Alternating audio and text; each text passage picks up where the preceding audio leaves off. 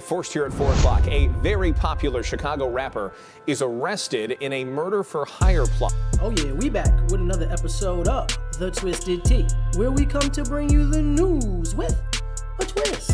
In today's episode, we have Lil Durk, who recently just was arrested. Banks was arrested in Miami last night, just 1 hour before the FBI learned he was going to board a private plane to Italy. It came the same day 5 of his hip-hop rap group members were arrested and indicted in Los Angeles for a murder-for-hire scheme. I know, you're sitting there saying to yourself, well, I'll be damned. Inglewood native Lil Durk has won a Grammy Award. He just had a concert at the United Center 5 days ago, and last week he was given a key to the city in 2 different suburbs. I'll be damned. In this episode, we're gonna get into why, how, and what took place. Devontae Dirk Banks, more commonly known as rapper Lil Durk of Chicago, was held this morning in a Broward County jail in Florida, charged with murder for hire.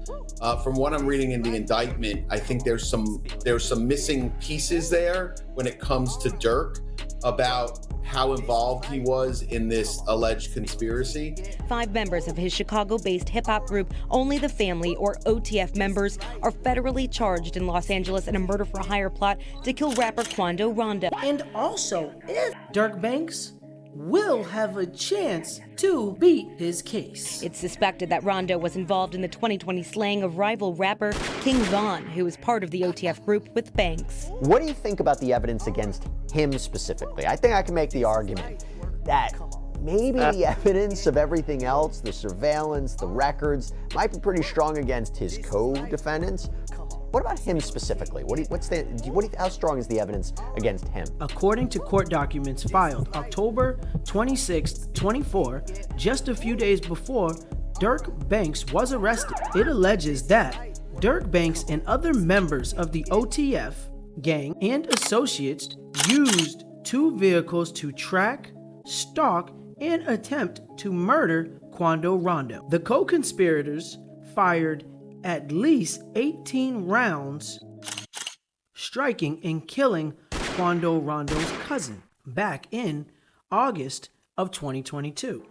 The indictment makes reference to how the money from OTF Records label was used to provide payments, cover costs for things such as masks, car rentals, hotels, and plane flights. The indictment also states, based on the investigation, the evidence shows that Dirk Banks ordered a murder-for-hire hitman used based on the investigation and the evidence from his label's funds.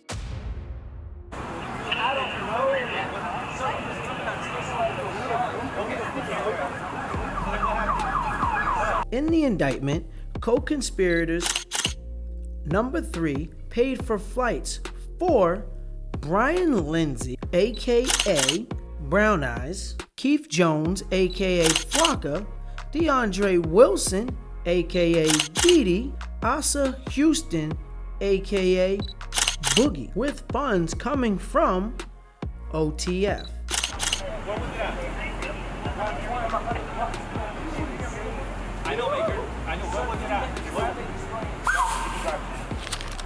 Now the iCloud records show Lil Durk's messaging co-conspirator number 3 in stating, "Do not book any flights using my name or involving me." Nice. Additionally, on the same day the hitman traveled from Chicago to California, Durk traveled with Kayvon Grant, aka Vonnie, in a private plane from Miami to California as well. Later that day, Grant went on to purchase ski masks. Grant also went on to purchase hotel rooms which were used for everyone to stay in. What? Inside the report, it does not report that Durk stayed inside the hotel or was with them at the time of any of these purchases. Also stating that Durk and Grant flew from LA to Miami on the 16th and then back to LA on the 18th, the day before the murder. What? Now, Lil Durk's manager AO, who was his manager at the time, rented a house in California from July 1st to October 1st. That same year in 2022, as there is video footage showing Lil Durk inside of the rented home doing a podcast on the 18th of August, 2022. The very next day, well, the shooting took place. They said that you were the intended target in that situation. Man, bit bro, man. Cuz I'm about to keep it real with you, man. All that shit you heard was cap. Nobody know what the fuck really going on, bro. But that shit ain't really got nothing to do with me, bro. Okay. Like, and I love my mans. I love Paul. A few hours after the shooting, Jones, Lindsey, Grant, Wilson, and co-conspirator 2 met up at an In-N-Out Burger. Now, it hasn't been discussed on the files. According to the media, they said that someone there was wearing a wire and was able to talk about what was talked about at the In-N-Out Burger table. A few hours after the shooting, Jones, Lindsey, Wilson, Houston, and co-conspirator 2 boarded planes with one-way tickets flying from San Diego to Chicago. In the paperwork, it states that they would not mention some of the defendants by name as they were trying to keep people safe, because it has been put out there that someone is actually telling and working with the FBI. I do wonder if there are cooperating co-conspirators that are working with the government. Why do I say that? Well, the indictment against those 5 individuals also lays out 5 unnamed co-conspirators. One of them, I believe, is Lil Durk. But the other ones, I mean, unless you saw something different, we're not entirely sure who they are. Due to serious safety concerns, this affidavit does not provide the identity of these witnesses. Based on the FBI's investigation, I know that witnesses and or their family members have already received threats and or have been contacted in what appears to be attempts to influence their participation in this investigation. They are, but a part of me wonders if the information that the prosecutors are building their case on might have only come from the co-conspirators. For example, the indictment says that the defendants and co-conspirator 2 were at a hamburger restaurant where they discussed the payment for the murder. Now, on social media, it has came out that OTF Jam, who is also one of Durk's associates, people allege that he is the inside guy. Now, some have even gone on to speculate that Durk may have figured this out a little while ago, as he came out with a song about it. Delete my iCloud if I think they really on me though. When trial coming, ain't your phone and be your homie though. And out of the blue, OTF Jams. He understand with his head down like he don't know me though. It ain't no point in getting no lawyer if your homie told. Baby mother was shot and killed while delivering mail, as she was a mail carrier, in the middle of broad day. And sources say that it's possible that other members of OTF had that done and taken care of due to finding out OTF Jam has been snitching. You even get linked in with just OTF period. Smoke is the voice. You heard what he said. Some bullets behind it. We ain't finna tussle. I'm saying to my whole time in jail, that stayed, bro. Like, before the money, you know what I'm saying? That was bro. Like, I remember when the money wasn't there.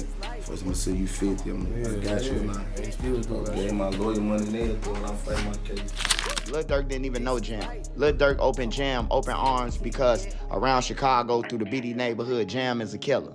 Jam had been to the joint, and actually Jam whooped a person who was disrespecting Newski. He had overbeat him with a weight on the yard in Centralia. And that's how Lil Durk, you know, they got back to Lil Durk that Jam did this shit for his cousin. And when he got home, Lil Durk, you know, opened them with arms. Durk come through. All that, like, Durk come through. That's sure. I don't give no fuck. Nobody say, like, I know I'm the real witness. Like, A lot of niggas bro, can't say they ain't stayed seen the the same. checks. I don't think in my life, my whole time in jail, I was straight. But any real members know that Lil Durk don't know him. He ain't no childhood friend of Lil Durk. He's from over east, man.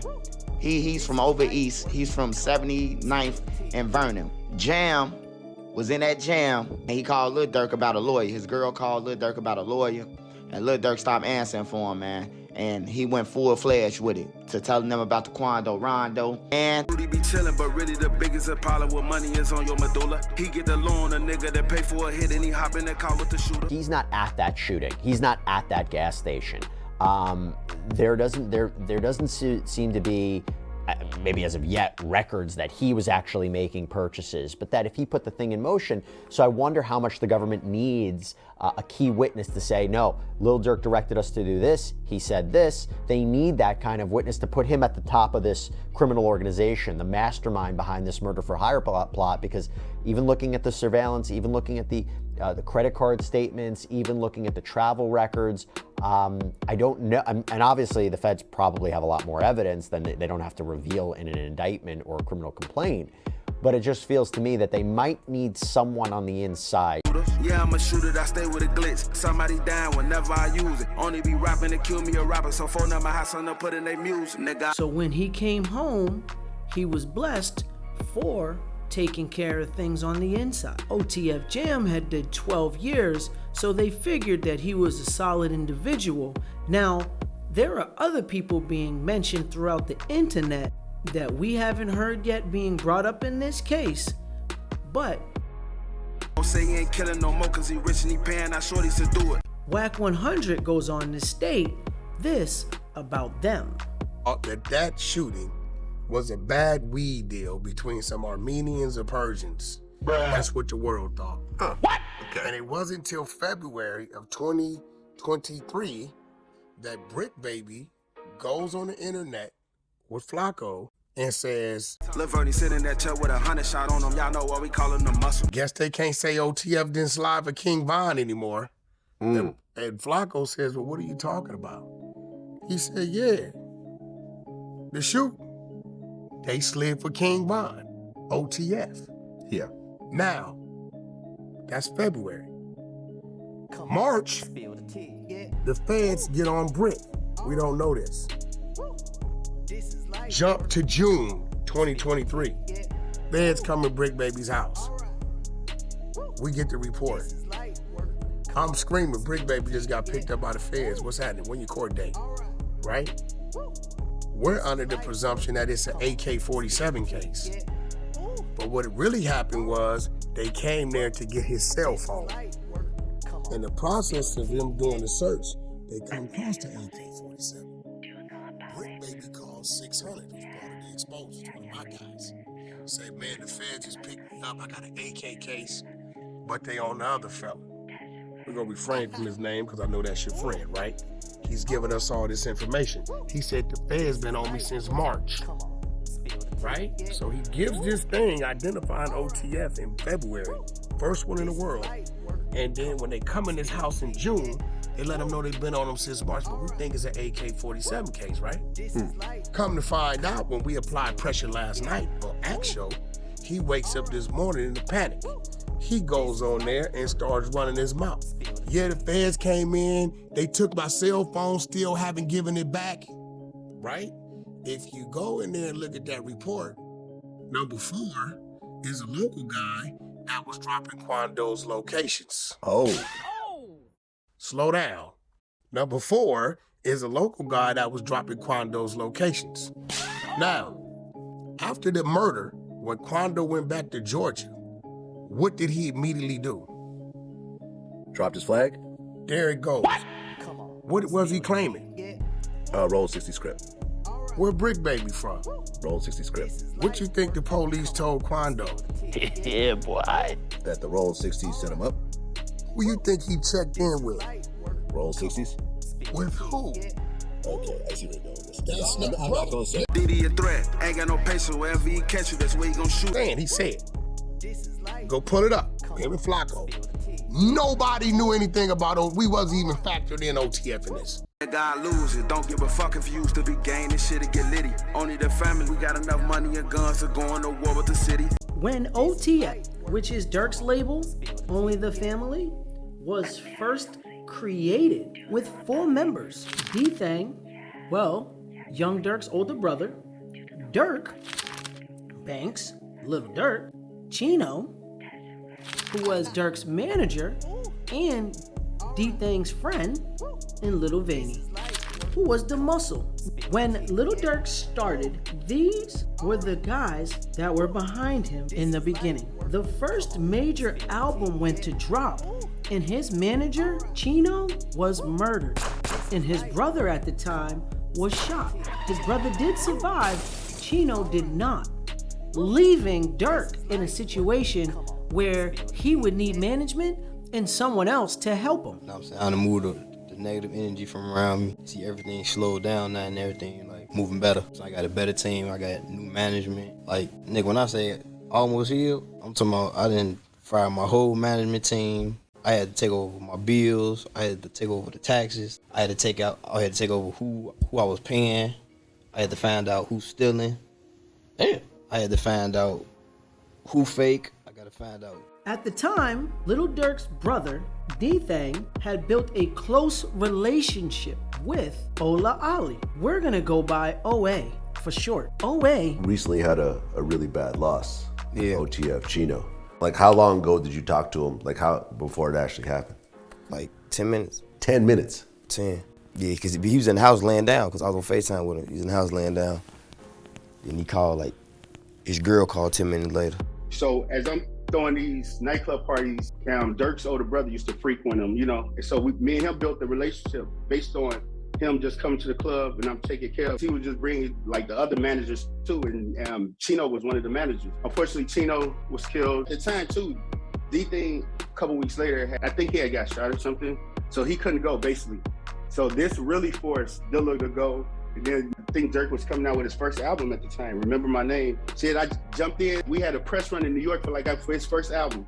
First time I ever met Durk was on his media run, you know? So I swear it's so crazy. So the next morning I'm banging on this door at like 7 in the morning. We gotta go. We got this first interview. Like, you know, like, and I'm just meeting him really the day before in person. So all his friends are there, they think I'm his security. You know, they you know, like who? At that point, I just never left. As we heard earlier, he had to fire his whole staff. And I always question why. What? When these changes were made, back in 2021, there was a registered filing for things to be changed on the corporate filings for OTF. You see, as Durk was adding accounts and getting rid of accounts to the business, in 2021, you start realizing that you're just not in control of what's going on with your career, and you're probably taking control now. Like credit, from holding my IDs to holding my credit cards. I want to buy India a motherfucking car. I got to go to 3 different people for me to make it happen. My credit ain't right, or so it was just like, yeah, it was like I was like a little boy or some shit. You know what I'm saying? Yeah. Then being there talking like I'm a big dog, like, what? Hey, woo, I got, but I got to go through 4 different people to buy her a car. I got to go through 4 different people to buy me a car. Don't know how much the car is. After taxes, I just tell them to buy it the whole time. They probably already had it for the low. Kept the extra, you know what I'm saying? Durk speaks on some of the financial things that they dealt with in an interview. Now, there are 4 cards being issued from the accounts that come from OTF. The first card being issued belongs to Durk Banks. The second card being issued belongs to his father. People behind me, the knowledge I got behind me, the leaders I got behind me. I try not to get into it with people. Like, I'm trying to turn all the hate to love. It's like my pops no come around us. Oh, ain't no not praying. The third card being issued belongs to the general manager of OTF and Durk's old manager, OA. And the fourth card being issued goes to co-conspirator number 3. Now, it does say things were paid for by Grant, aka Vonnie. And if that is the case, well, it would seem to make a lot of sense because in multiple different cases, you will find that Vonnie is the one with the money. That's right. The manager, right? Can I get an OTF Jam, man? The way things are looking this week, yeah. Not gonna happen. A1, right? A1, right? A1, right? Not gonna happen. Not gonna happen? As soon as he see you like him, you hear me? Walk you above, like you. Them better right there, man. You ain't even know. You ain't even. Grant flew in, aka Vonnie, flew in with Durk on a private jet. They parted ways, so Durk wasn't with him or any of the others who have committed the crimes they allege. Now, the OTF label has had some changes. You see, Durk went out his way to clean house. My decision making, my thinking, my choice of people to hang with, everything that got better. So I moved the negative energy from around me. Everything I say in the interview is real. Everything I say is like 1,000 type shit. Proof can show you after. The stealing shit, some other shit. But what was the difference between like your old team and the current team in whether it's energy or just the path you were headed on? What do you feel that change did for you in terms of, allowing you to make better decisions? You can't steal $1. At this point, today, you can't steal you log into your own bank accounts though? Ass, you log into your own bank accounts and like check your balance? And... I check my balance. I got a financial advisor. My new management help me just like manage my money now. Just like shit, why would you buy that and you fuck with them? Call them, tell them, send you some shit. It'd be like the smallest shit, you know what I'm saying? Yeah, like the smallest shit to help. Then it'd be like, damn, they could have did that shit. Durk did not purchase anything. Durk didn't pay for hotels. Durk didn't pay for masks. Durk didn't pay for any of the things that went on. And as a matter of fact, he wasn't present for any of these things that went on. I know you're sitting there going, so now that we've heard everything about the case, does he have a chance to beat it? After listening to other lawyers who have reviewed the case and gone over this case, they feel as though Durk does have a good chance to beat this case. From what I've read, they may be pulling some punches here, but a lot of it seems to be circumstantial.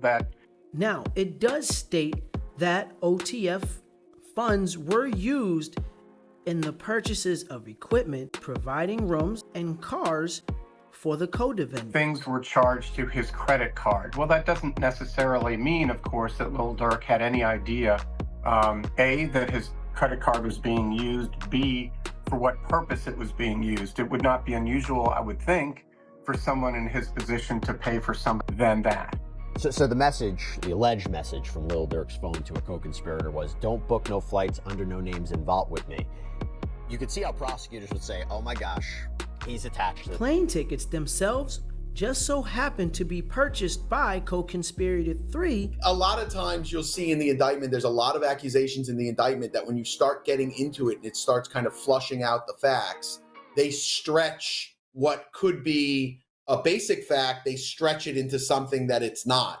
And I've seen this time and time again. So in this case, it could be individuals that are loosely associated with OTF or that is signed to the label or something else that has contacted a witness, and they're trying to put whatever they did onto Durk Banks. It just alleges that they are associates of Banks.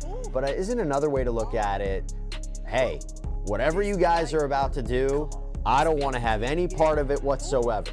That could be maybe an alternative explanation. No, this is absolutely right. And unlike some other cases that we've discussed where in Diddy, for example, we've discussed whether Diddy really has to testify in light of the video. I don't see anything like that necessarily would require him, from what we know now, to testify. So that would mean that the government would really be put to the proof. And that stray comment in and of itself, I don't think gets the government to beyond a reasonable doubt. Durk Banks, so far I've seen one text that says, don't have them associate my name with any kind of flights that they're taking. Certainly that's not a good text, but is that the only text? Because that doesn't, you know, that in itself doesn't stand on its own. Certainly it's circumstantial. But like I said, we have to wait and see what other evidence they have. If they have a snitch, if they have videotapes or audio tapes of him saying something, I think that's a lot different than, hey, just make sure you don't associate my name with these guys. Because he could be blaming, you know, Grant or one of these other guys and saying like, hey, these guys are going to do some crazy stuff. And he's like, hey, listen, make sure it doesn't associate with me at all. You can look at that a million different ways. So I'm hesitant to say that they have, you know, a slam dunk case on Durk Banks. I think that they have a long way to go on Durk Banks in order to prove the conspiracy against him. I think the others, I think it's going to be very heavily based on paperwork.